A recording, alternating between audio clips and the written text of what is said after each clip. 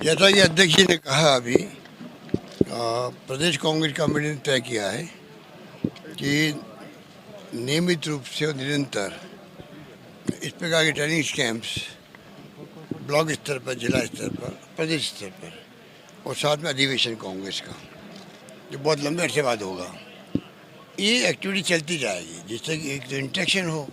दूसरा, हम चाहते हैं कि प्रदेश कांग्रेस कमेटी बाकायदा प्रस्ताव पास करे कि कार्यकर्ता की भावना अगर आती है तो आती प्रदेश कांग्रेस कमेटी पर आती है थ्रू ब्लॉक अध्यक्ष, जिला अध्यक्ष या पीसी डेलीगेट के माध्यम से आती है।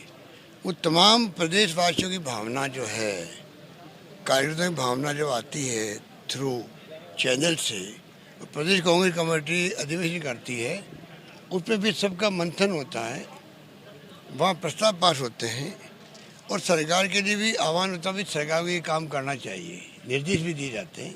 यह प्रस्ताव का मतलब ही निर्देश हो गया एक प्रकार से, क्योंकि सरकार कांग्रेस की है। तो फिर सरकार को एक सुविधा रहती है कि कांग्रेस कमेटी में जो प्रस्ताव पास हुए हैं, जन घोषणा पत्र जो हमारा बना हुआ है, उसके आधार पर ये प्रस्ताव भी बनते हैं। वो पूरा कैसे हो, उसके अकॉर्डिंग टू फिर बजट पेश होते हैं, उसके अकॉर्डिंग टू फैसले होते हैं, उसके अकॉर्डिंग स्कीम आती है।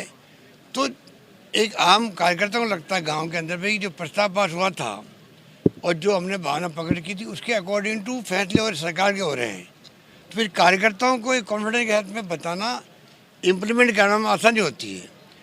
फैसले कितने हो जाओ, खाली विज्ञापन में काम नहीं चलता जब तक कि कार्यकर्ता खुद जा कर के उन फैसलों को इम्प्लीमेंट करवाए गांव के अंदर। अब चिरंजीवी योजना आई 5 लाख तक का बीमा की, कई गरीब ऐसे भी होते हैं जब तक जहाँ तक उनको जानकारी नहीं मिलती है, अगर कार्यकर्ता उनका जाके उनका नाम भी लिखवा देंगे तो 5 लाख तक का बीमा किसे कहते हैं, चाहे प्राइवेट हो चाहे सरकारी अस्पताल हो, उसको कैशलेस बीमा मिल जाता है।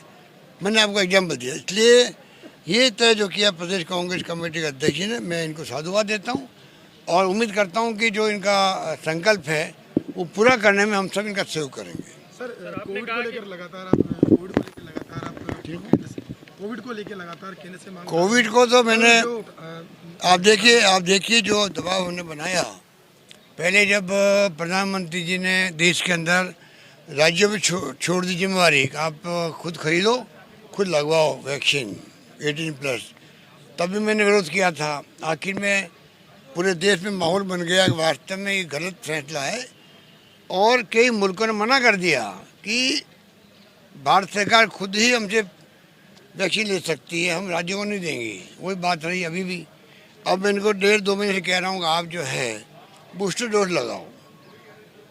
60+ बीमार जो भी लोग हैं उनके, दुनिया के मुल्कों में बूस्टर डोज लगने लग गई है कई मुल्कों में, आपको मालूम है।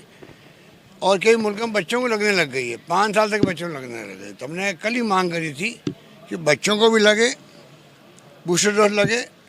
कल प्रधानमंत्री जी ने घोषणा करी तो हमें खुशी है कि चलो कम से कम हमारी बात को उन्होंने स्वीकार किया कि बहुत ज़्यादा ज़रूरी है, क्योंकि तीसरी लहर जो आने की संभावना बनती जा रही है। पूरा देश उससे चिंतित भी है, क्योंकि इंग्लैंड में, जर्मनी में, अमेरिका में बहुत हालत ख़राब हो रही है और कई मुल्कों में हो रही है हालत ख़राब। 1-1 लाख लोग प्रतिदिन आ रहे हैं वहाँ पर। अभी मृत्यु दर बहुत कम है, नहीं के बराबर है, पर विशेषज्ञ कह रहे हैं कब ये अपना मिजाज बदल दे, ये ओमिक्रॉन किस प्रकार म्यूटेंट और तरीके से हो जाए कि दूसरी लहर की तरह ऑक्सीजन की दवाइयों की जरूरत पड़ने लगे, पता नहीं लगेगा। तो तैयारी पूरी हम लोगों ने कर रखी राजस्थान के अंदर। आम जनता को घबराने की जरूरत नहीं है, परंतु सतर्क रहने के लिए बार बार हम आगाह कर रहे हैं कि वैक्सीन लगानी पड़ेगी। आपको लगाना आवश्यक ही नहीं है, अनिवार्य होना चाहिए, क्योंकि एक आदमी खुद संक्रमित होता है, उसको नहीं मालूम पड़ता कि मैं संक्रमित हो गया हूँ। कई बार एसिम्प्टोमेटिक होता है, तो उसके कारण से कई लोगों में फैल जाता है वो आगे से आगे। इसलिए कानून भी कहता है कि आपको ऐसे वक्त में आगे आके जो सरकार के फैसले को मानना चाहिए। तो एक तो ये वैक्सीन लगाने की बात है। दूसरी बात है आपका मास्क जो है, डिस्टेंसिंग है, इसको मेंटेन करना चाहिए। आम जनता सहयोग करेगी तो राजस्थान को हम बचा लेंगे, मुझे पूरा विश्वास है।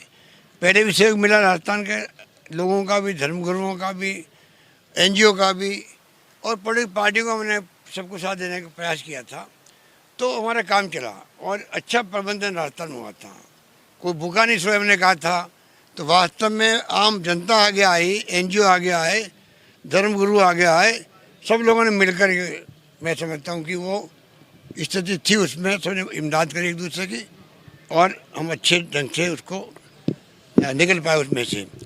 मैं उम्मीद करता हूँ कि इस बार भी कैसी भी स्थिति बनेगी हम मुकाबला करेंगे उसका। उत्तराखंड की घटना का भी आपने जिक्र किया, उत्तराखंड की घटना का किस तरह से असुरक्षा का माहौल आ गया? अब धर्म संसद जो हुई है वहाँ पर उसने देश को हिला के रख दिया है। कोई मामूली बात नहीं कि हमारे साधु संत जिनका हम सम्मान करते हैं वो ये भाषा काम लेंगे धमकाने वाली और हिंसा वाली भाषा काम लेंगे।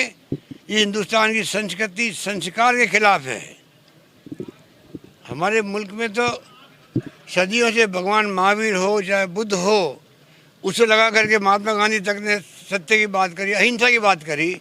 आज पूरे मुल्क में डॉक्टर मनमोहन सिंह जी के वक्त में, सोनिया गांधी जी के वक्त में जो सत्याग्रह का जो संदेश दिया गया गांधी जी का, शताब्दी का, तब प्रस्ताव पास किया विज्ञान भवन के अंदर कि महात्मा गांधी के जन्म दिवस को पूरी दुनिया मनाए अहिंसा दिवस के रूप में।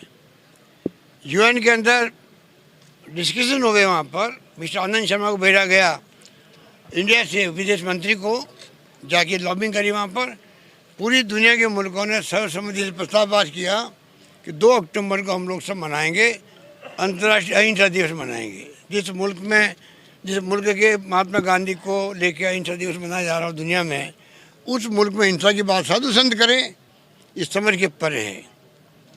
जितनी निंदा करें वो कम है, क्योंकि अगर जब तक हम सब लोग मिलके भाईचारे से, प्रेम से, मोहब्बत से नहीं रहेंगे तो देश कैसे एक अखंड रहेगा। चाहे हिंदू हो, मुस्लिम हो, सिख हो, ईसाई हो, जैन हो, फारसी हो, सबको मिलकर रहना ही पड़ेगा साथ में। ये कांग्रेस का भी सोच रहा हमेशा से ही, संविधान की मूल भावना यही है। उससे हटके आप बात करने की हिम्मत कर रहे हो और कोई कार्रवाई नहीं हो रही है। प्रधानमंत्री चुप हैं, मुख्यमंत्री चुप बैठे हुए हैं, गृह मंत्री कुछ बोल नहीं रहे हैं, एक्शन क्यों नहीं हो रहा है? ओके।